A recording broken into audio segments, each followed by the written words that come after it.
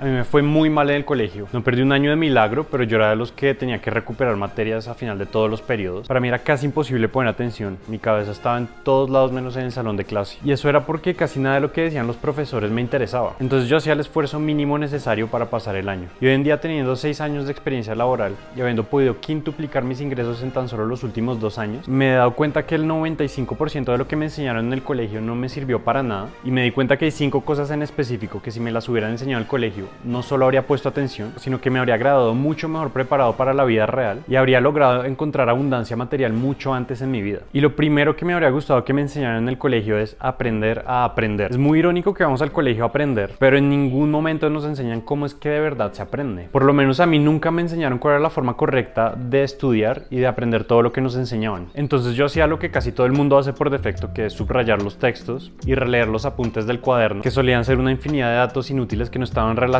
a nada en concreto, por lo que no tenían ningún contexto en mi cabeza y yo los olvidaba apenas entregaba el examen. Eso sí, no se me olvidaban antes del examen. Pero si me hubieran enseñado la repetición espaciada y el active recall, muy seguramente yo nunca habría tenido que recuperar materias. El active recall significa recuerdo activo y en resumen es probar su conocimiento a medida que usted estudia. Es una forma de recuperar el conocimiento que usted ya tiene en su cerebro y solidificarlo a medida que usted se hace preguntas al respecto. Y la repetición espaciada es recordar lo que se estudió en intervalos de tiempo. Y la idea detrás de esto es que hay una curva del olvido donde más nos olvidamos de lo que estudiamos a medida que más pasa el tiempo. Pero si recordamos lo que estudiamos con intervalos de tiempo, estamos peleando en contra de esa curva del olvido. Hasta que en un punto eso que estudiamos ya va a quedar grabado en nuestra memoria a largo plazo y nunca se nos va a olvidar. Esas dos técnicas tienen muchísimos estudios detrás que prueban su efectividad y gracias a esas dos técnicas para mí ahorita es mucho más fácil estudiar y recordar lo que estudio. Además que ahora disfruto mucho más estudiar. Número 2. Finanzas personales. Mi primera tarjeta de crédito me la ofreció el banco cuando tenía 20 años y yo solía comprar un montón de cosas con esa tarjeta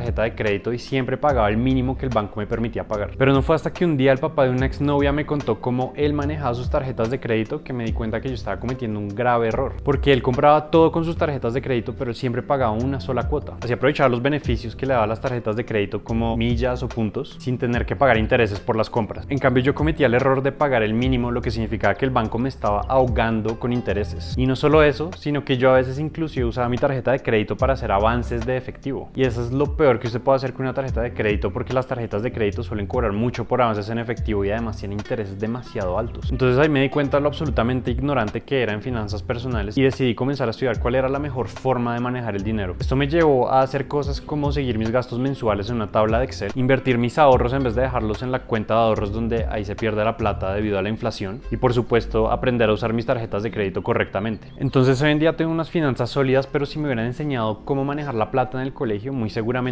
habría tenido unas finanzas sólidas desde que era un adolescente. Número 3. Hablar en público. Recuerdo cuando tenía que hacer una presentación enfrente del salón. Recuerdo los nervios, la cartelera que usaba con el resumen de lo que iba a hablar, las fichas mnemotécnicas que me servían para acordarme de lo que tenía que hablar. Pero sobre todo recuerdo que siempre había algún niño que gritaba hable más duro o hable más despacio. En el colegio nos obligaban a hacer infinidades de presentaciones en público sin nunca antes habernos enseñado las bases de cómo hablar en público. Eso es igual a tirarnos al mar sin habernos enseñado a nadar antes. De hecho, los colegios son tan malos para enseñar a hablar en público que nos sorprende que uno de los miedos más grandes que tienen las personas adultas es precisamente hablar en público. Y es una lástima porque hablar en público es una de las habilidades más importantes que cualquier persona pueda aprender. De hecho, el millonario Warren Buffett dijo que el curso más importante que había hecho en su vida fue el de hablar en público. Y eso es porque hablar en público no solo lo va a ayudar a dar a entender sus ideas mejor, a ser más asertivo y más elocuente, sino que además le podrá abrir muchas puertas en la vida, ya que una persona que pueda hablar en público demuestra a todo el mundo que puede ser un líder. Y si el colegio me hubiera enseñado esta habilidad tan importante, yo habría podido comenzar mi vida laboral con una ventaja muy grande sobre la mayoría de las personas. Y por eso hoy en día soy un estudiante de hablar en público y me he dado cuenta que saber hablar en público no es solo demasiado útil, sino que además se puede llegar a disfrutar muchísimo. Número 4. Emprendimiento. Recuerdo que con unos amigos nos ganamos un premio de emprendimiento en una feria del colegio, todo gracias a que hicimos unos jabones con aromas que se vendieron en su totalidad en la feria. Esto fue muy bueno, pero fue la única experiencia que tuve de emprendimiento en todos mis años de colegio. Además, a pesar de haber ganado ese premio con mis amigos, nosotros seguíamos sabiendo lo mismo sobre emprendimiento que antes de haber ganado el premio. Es decir, nada, más allá de saber que los jabones con aroma se venden bien en las ferias de colegio. Durante todos mis años de colegio, emprender me parecía algo que solo podían hacer algunas personas que tenían cierto conocimiento secreto sobre cómo emprender, o que eran de familias donde los papás y los abuelos ya habían hecho empresas. O sea, a mi parecer era algo que corría en la sangre. Es decir, yo creía que eso no era algo para mí. Pero hoy en día sé que no solo es posible emprender, sino que todo lo podemos hacer teniendo el conocimiento adecuado y las ganas. Además, emprender es la mejor forma de generar riqueza no solo para usted, sino para la sociedad en general. Ya que si usted tiene un emprendimiento, muy seguramente va a terminar contratando personas para que lo ayuden, por lo que estará generando trabajo a otras personas, además de haber creado un producto o un servicio que le está haciendo la vida más fácil a sus clientes. Entonces a mí me habría encantado que en el colegio me enseñaran por lo menos las bases del emprendimiento. Habría sido buenísimo que hubieran llevado a uno o a varios emprendedores exitosos a que nos explicaran cómo funciona una empresa,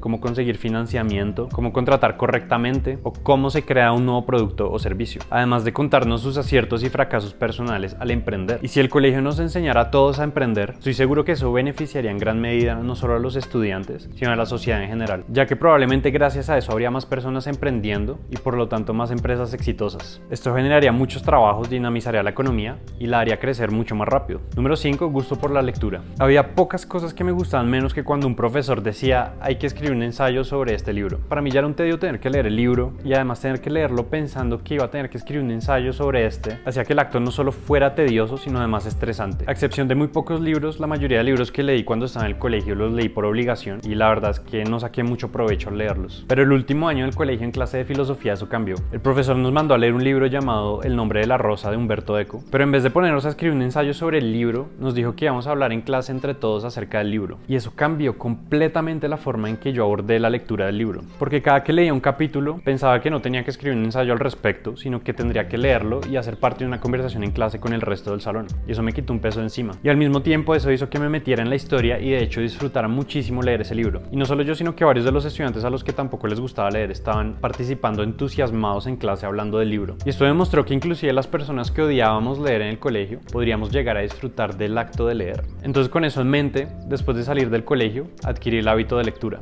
Y hoy en día disfruto tanto de leer que lo hago todos los días. Y yo creo que este hábito es una de las cosas más importantes que cualquier persona puede tener. La razón es porque la gran mayoría de personas exitosas en el mundo son ávidos lectores. Entonces si usted investiga sobre los hábitos de los millonarios, desde Elon Musk hasta Bill Gates, todos leen un montón. Por ejemplo, el millonario Charlie Munger, que es la mano derecha de Warren Buffett, dijo que nunca en su vida ha conocido a alguien que sea sabio y que no lea todo el tiempo. No es que leer automáticamente lo vaya a volver un millonario, pero sí le va a abrir muchas puertas en la vida. Y es porque leer es la mejor forma para aprender y expandir su conocimiento. Por lo tanto, instaurar el hábito de lectura en los estudiantes es lo mejor que cualquier colegio pueda hacer. Y es el mejor hábito que cualquier persona pueda adquirir sin importar su edad. Y si usted quiere comenzar a adquirir ese hábito, siga estas simples reglas. No lea libros que odia, lea lo que le gusta, así sean cómics o novelas de 1800. La idea es que a usted eventualmente le va a gustar el acto de leer y va a poder leer cualquier cosa. No se sienta obligado a terminar un libro que no le gusta. Si definitivamente ese libro que está leyendo ya no le interesa, ciérrelo y comience un libro nuevo. Lea más de un libro a la vez. Esto va a hacer que cada vez que usted está leyendo y se canse de leer,